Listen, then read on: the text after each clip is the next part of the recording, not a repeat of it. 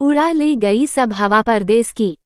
सिद्ध का कोलकाता में सेजल के घर रुकना और अकेले में मिलना उनके रिश्ते को बहुत मजबूत कर गया था। एक दूसरे के लिए, अपने प्यार व विश्वास के लिए वे पूरी तरह आश्वस्त हो गए थे। मनमाफिक मुराद पूरी होने से उनकी बेहद आतुरता को कुछ समय के लिए राहत मिल गई थी। सेजल का जब भी अपने गांव आना होता तो वो सोमपुर आने की पूरी कोशिश करती। ऐसे ही सेजल का एक बार अपने मायके आना हुआ तो 2 दिन के लिए वह सोमपुर भी आ गई। उस दौरान एक प्रोजेक्ट के सिलसिले में सिद्ध की कंपनी ने उसके लिए सोमपुर में ही ऑफिस खोल कर दिया हुआ था। बहाने से सेजल अपनी बहन के साथ घूमने निकली तो उसने सिद्ध को मैसेज कर दिया। सिद्ध ने तुरंत गाड़ी निकाली और रास्ते में उनसे अचानक मिलते हुए अपनी गाड़ी में बिठा लिया और अपने ऑफिस की तरफ चलने के लिए ऑफर किया, जो कि पास में ही था।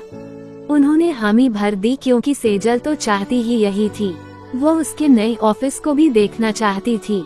वे कुछ समय सिद्ध के ऑफिस में बैठे और फिर पास में ही स्थित एक पार्क में जाकर बैठ गए। वहाँ उन्होंने काफी समय साथ में बिताया। सर्दियों की उस सुनहरी धूप में चतुराई से पल चुराकर एक दूसरे के सामने बैठकर उन्हें बहुत सुकून और संतुष्टि का एहसास हो रहा था। उनकी आंखों के सामने पिछली मुलाकातों की खूबसूरत यादें एक फिल्म की तरह चल रही थी। वे दूर थे लेकिन दिल से एक दूजे के हो चुके थे। उनका मिलना जुलना और बातों का सिलसिला सब कुछ ठीक चल रहा था। पूरे 1 वर्ष बाद वही तारीख आई जब सिद्ध सेजल से मिलने कोलकाता गया था और उन्होंने लगातार 2 खूबसूरत दिन एक साथ होटल में बिताए थे और वह सेजल के घर पर भी रुका था। सिद्ध ऐसी यादों और पलों को बहुत संजो कर रखता था। अतः उस दिन को याद करते हुए उसने अपने सोशल मीडिया अकाउंट पर एक पोस्ट शेयर की। उस दिन वह सेजल को भी बहुत याद कर रहा था, जिसकी वजह से उसे ये सुनहरी यादें मिल पाई थी। पोस्ट को शेयर करने के थोड़ी देर बाद उसने फिर से अपने अकाउंट को देखा तो अचानक उसे सेजल द्वारा पोस्ट की कुछ फोटो दिखाई दी, जिनमें वह अपने पति व दोनों बच्चों के साथ हवाई अड्डे पर थी और पोस्ट पर कैप्शन लिखा था, ट्रिप टू स्विट्जरलैंड। ये फोटो देखकर सिद्ध दंग रह गया, क्योंकि रोज बातचीत होने के बावजूद सेजल ने उसे अपनी इस यात्रा के बारे में नहीं बताया था, बल्कि उसने तो 1 सप्ताह बाद सोमपुर आने के लिए कहा था। वह सोच रहा था कि सेजल उससे इतनी बड़ी बात कैसे छुपा सकती है, या फिर यूं ही पोस्ट पर लिख दिया है। उसे जैसे काटो तो खून नहीं। वह सेजल को अपना एक हिस्सा मान चुका था। उसका दिल और दिमाग काम नहीं कर रहे थे। उसे लगा जैसे सेजल ने यह बात छुपाकर उसे धोखा दिया है।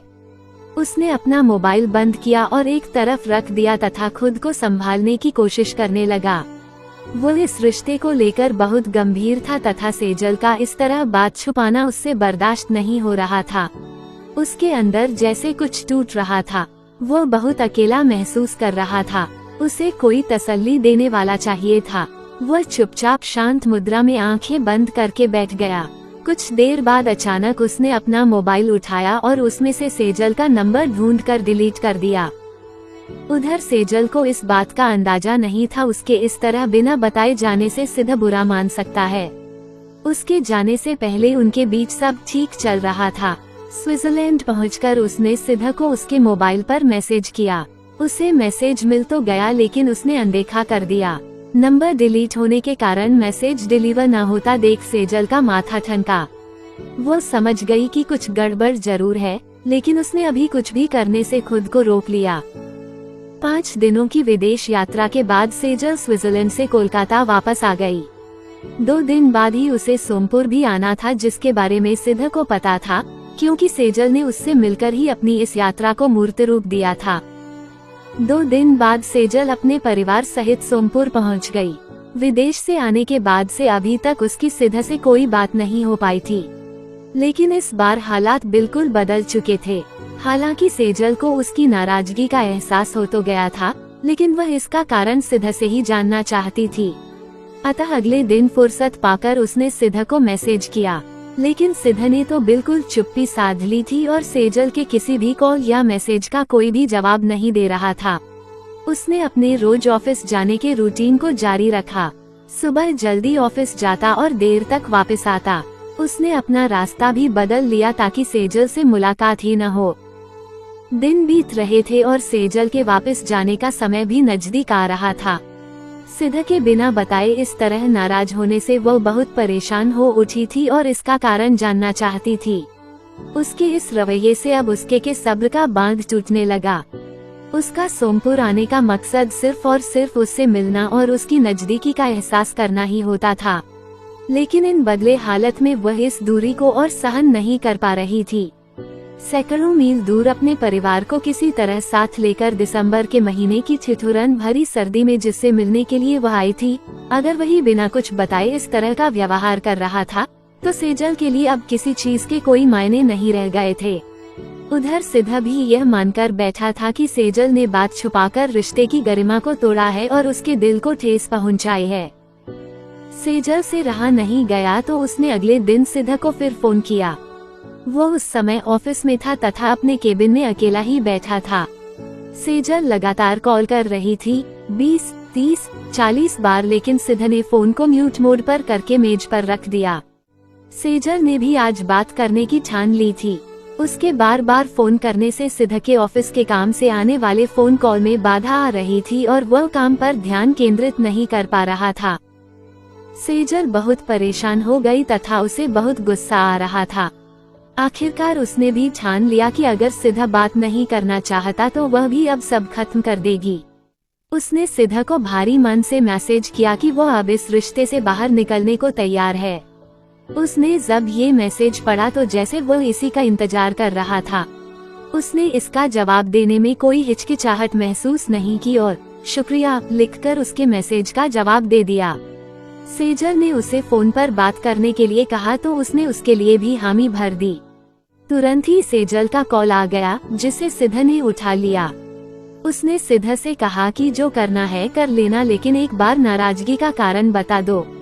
सिद्ध ने उसे इस तरह अनजान न बनने के लिए कहा और स्विट्जरलैंड जाने की बात छुपाकर रिश्ते में प्यार व विश्वास खत्म होना कारण बताया। सिद्ध के जवाब पर उसने हैरानी जताई और बड़ी सरलता से जवाब दिया, मैंने मेरे स्विट्जरलैंड जाने को किसी को नहीं बताया था क्योंकि मैं सबको उसी दिन सरप्राइज देना चाहती थी। इसमें गलत क्या है सिद्ध? उसके इस जवाब से सिद्ध को लगा जैसे वह जानबूझकर मामले की गंभीरता को कम कर रही थी। हेलो, क्या इतनी सारी चीजें कब से जमा कर रखी थी, बताई नहीं? बोलो ना, पहले बता दिया होता। जाने दो, मतलब क्या मुझे एग्जैक्टली पता चला चाहिए ना कि कमेंट मिले हैं 2-3 साल के थे कि अभी ये डेवलप किया है। मैं भी फिर नहीं, और मैंने तो डिसाइड है, मेरा भी डिसाइडेड ही है। अभी भी कोई यहाँ से ऐसे उठ के नहीं आएगी बार बार मैं आपको जस्ट बिकॉज मैं कहीं घूमने जा रही हूँ तो आप इतने जेलस हो जाओ। नहीं, पहले मेरे को मेरी बात फिनिश करने दो। मेरा क्या था ना, मैं जिस दिन ये स्टेटस डालूंगी ना उसी दिन सबको बताऊंगी। फिर क्या हुआ ना, द डे बिफोर हम जाने वाले थे, 12th की बात है ये, तो मेरे से कंट्रोल ही नहीं हुआ कि मैं किसी को बताए बिना रह जाऊं, क्योंकि ऑब्वियसली खुशी तो थी ही मन में। उसके बाद मैंने ट्राई किया, फोन नहीं उठाया फोन नहीं उठाया गया मेरा उस दिन। मेरे को बस हाँ, लेकिन ये मैं मर रही थी जानने के लिए 5 दिन से कि किस बात पे था, वही बात निकली। मैंने कुछ डिसाइड किया है कि मुझे नहीं बताना है। मैंने कितना अपने इमोशंस को कंट्रोल किया कि मैं किसी को नहीं बताऊंगी, मैं सबको सरप्राइज दूंगी। मुझे क्या पता था, ब्लॉक मैंने वहां से भी मैसेज किया, आप भी गए थे, आपने भी मुझे नहीं बताया था, बट मैंने कुछ भी रिएक्शन नहीं दिया किसी से भी। आप जिससे बोलोगे ना कि इससे कंफर्म करवा दे, मैं 100% कंफर्म करवा दूंगी कि मैंने वो सरप्राइज ही रखा था। और मेरे को पता है दूसरों को इतनी क्या खुशी होगी यार, वो तो मेरी खुशी थी। मैं अगर इधर आती हूँ तो चाहे दुनिया इधर से इधर हो जाए, हम अपनी बात पे स्ट्रिक्ट रहेंगे, बोला था ना। हाँ, मैंने बताया मैंने कैसे अपने इमोशंस को 20 दिन कंट्रोल किया। दूसरे क्या मुझे पैसे देने वाले थे, या दूसरे क्या मेरे साथ आने वाले थे, या मेरे कंधे पे चढ़ जाते दूसरे। जस्ट मुझे खुद को सेटिस्फाइड करना था। लोगों के इंटेंशंस भी पता चल रहे कि कौन मेरी खुशी में शामिल होता है और कौन नहीं। मैं जब वो बात प्रूव करने के लिए रेडी हूँ कि this is seriously a surprise for me. पता नहीं औरों के लिए था या नहीं था, पता नहीं मुझे खुश हुए हैं कि नहीं हुए लोग, बट तो फिर ये कहाँ से गलत हो गया? फिनिश है नहीं है, जो भी है हो ही जाए तो ठीक है। अगर यही टर्म्स पे है तो कोई बात नहीं, लेकिन चीजें क्लियर होके फिनिश हो जाए तो कोई मतलब। मैंने किया कॉल, फिर मैसेज किया, फिर वो एक ही टिका। फिर मेरे को लगा कि maybe I am block doing you.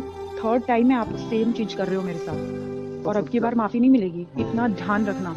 मैं आंसू लेके जाऊंगी ना तो जिंदगी भर आप भी रोना। इतना क्या यार, बंदा इतनी ठंड में साला इधर मर मर के हम लोग आए हैं। हाँ, तो 7 दिन निकल जाएंगे, ऐसे पैसे मेरे फिर से भी आ जाएंगे जो चले गए हैं। टाइम नहीं आएगा और मैं आने ही नहीं दूंगी। रख दो, लेकिन सोच समझ के रखना है।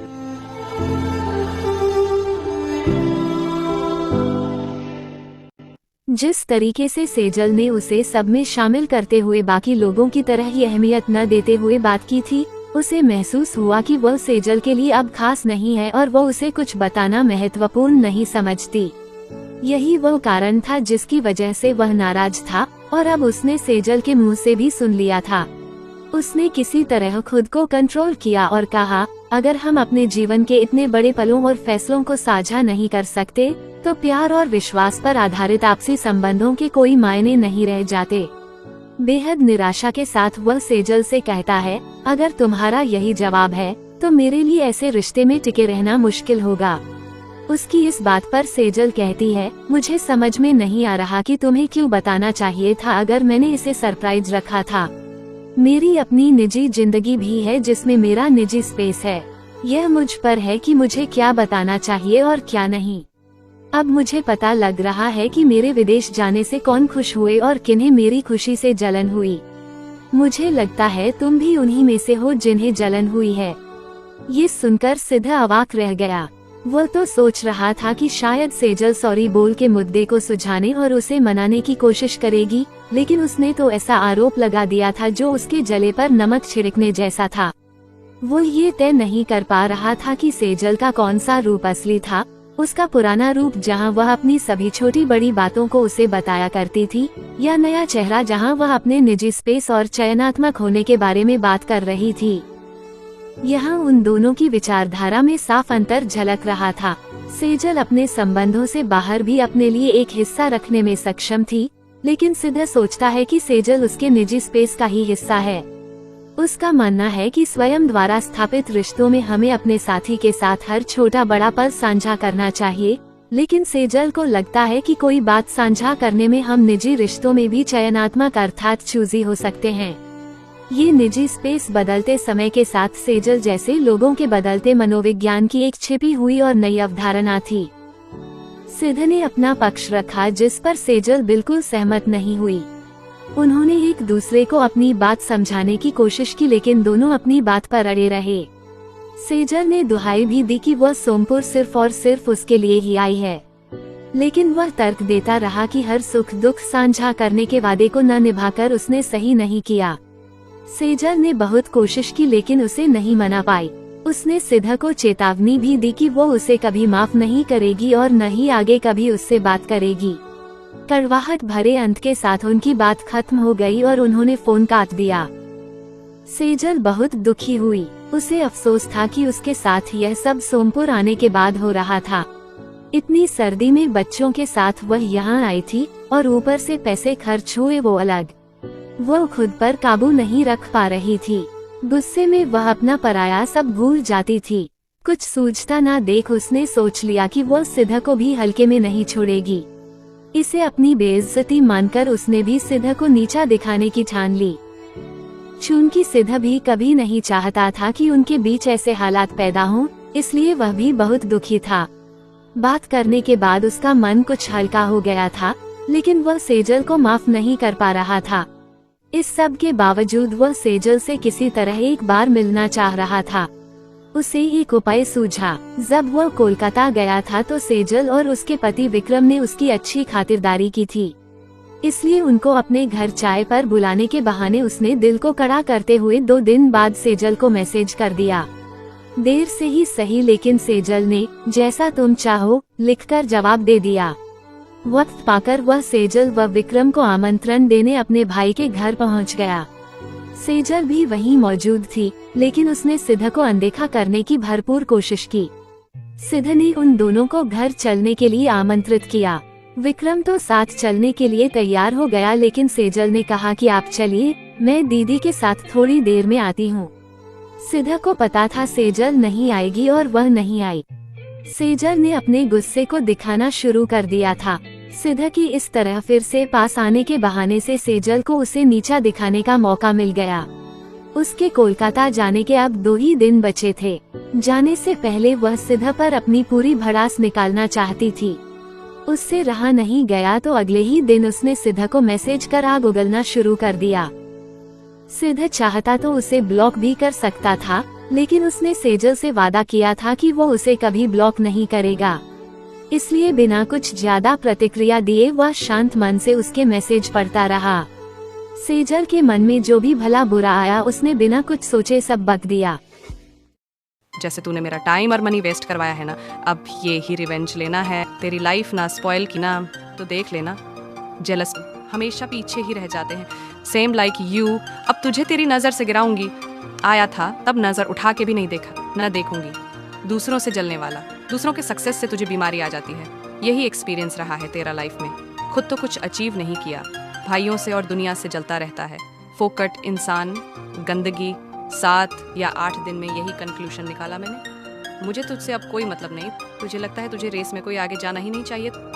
तुझे ये पता है ही नहीं कि तू रेस में ही नहीं? घंटा जेलस, आँख खोल के देख, लोग कहाँ हैं और तू कहाँ तभी मेडिसिन खा रहा है। मेरे लिए तो तू एग्जिस्ट ही नहीं करता, रिश्तों में तो आग लगाता फिर रहा है। एक के सामने दूसरे की बुराई खुद को एक्स्ट्रा बताता है। सबको पता है तू है क्या। तुझे मिरर दिखा रही हूँ, इतनी नफरत हो गई है अब कि मैं अब सोच भी नहीं सकती तेरे बारे। मुझे मेरे बच्चों को भी परेशान किया, शर्म भी नहीं आई कि इस ठंड में छोटे बच्चों का क्या हाल होगा। बेशर्म इंसान है तू। जलन तो सब तो डरती ही है। जलन हो गई तुझे और कुछ नहीं। और तू है कौन? तेरा ही बढ़ेगा BP. Go to die, go to. ये उनकी वो आखिरी गुफ्तगू थी जो उनके निस्वार्थ रिश्ते में आखिरी कील साबित हुई। विदेश की वो बेवक्त हवा उनके रिश्ते को सूखे पत्तों की तरह उड़ा ले गई। सेजल ने बेहद कड़वे शब्द कहकर सिद्ध को बेइज्जत करने में कोई कसर नहीं छोड़ी थी। उसे बातें चुभ रही थी, लेकिन वो यही एहसास दिलाता रहा कि सब कुछ सही ना होने के बावजूद भी वो उसकी पहले जितनी ही इज्जत करता है। लेकिन सेजल एक एक शब्द से उसे अपनी नफरत का एहसास कराना चाहती थी। 2 दिन बाद सेजल कोलकाता वापस चली गई और सिद्ध भी अपनी दिनचर्या में व्यस्त हो गया। उन दोनों के बीच एक लंबी जुदाई की शुरुआत हो चुकी थी।